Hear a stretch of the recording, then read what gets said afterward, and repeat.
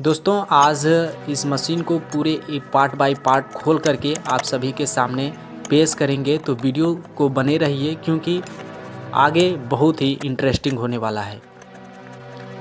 सबसे पहले हम इन सभी नट को खोल लेंगे। बड़े नट को आराम से खोलेंगे ताकि वे फिसल या स्लिप ना हो।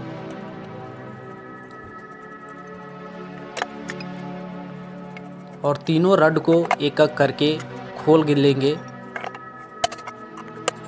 और उनके जो पिन लगा हुआ हो रहता है उसको खोल करके मेन रड जो शटल लगते हैं उसको खोलेंगे। सभी को अच्छी तरह से साफ कर लेंगे ताकि गंदगी ना रहे और मशीन सही तरीके से फिट हो सके। ऊपर वाले हिस्से को हम धीरे धीरे करके खोलेंगे क्योंकि ऊपर बहुत ही नाजुक रहता है।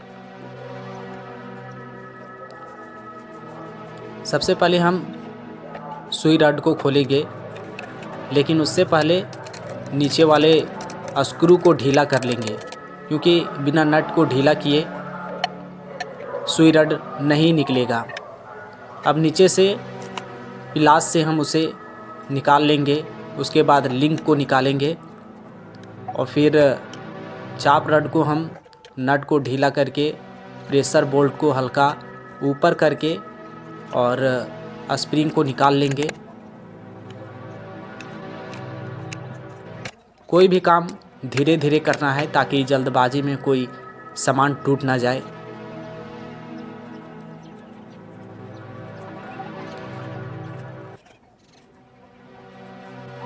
अब इस रड को हम पिलास से धीरे धीरे नीचे करके उसे निकालेंगे।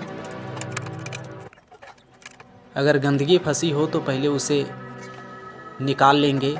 अगर नहीं निकल रहा है तो थोड़ा ऑयल देके उसे बेहतरीन यानी कि ढीला बनाएंगे। यह एक ब्रैकेट है जो कि चाप रड के ऊपर नीचे करने के लिए होता है। इसे बेहतरीन तरीके से वायलिंग करेंगे ताकि मशीन जो जाम है वो फ्री हो सके।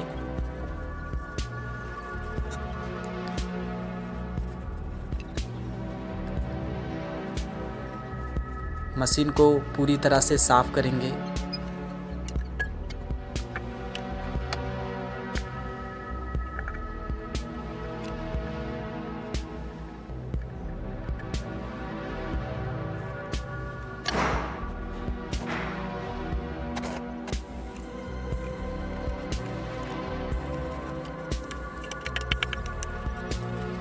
जितने भी गंदगी लगे हुए हैं ऊपर फ्लैश प्लेट के अंदर वो सभी साफ़ करेंगे, नहीं तो जितने भी रड हैं वो सब फिर से फंस जाएंगे।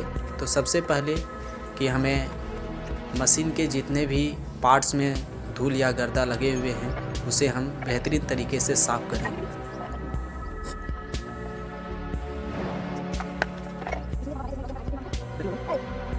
सबसे पहले हम ब्रैकेट लगाएंगे,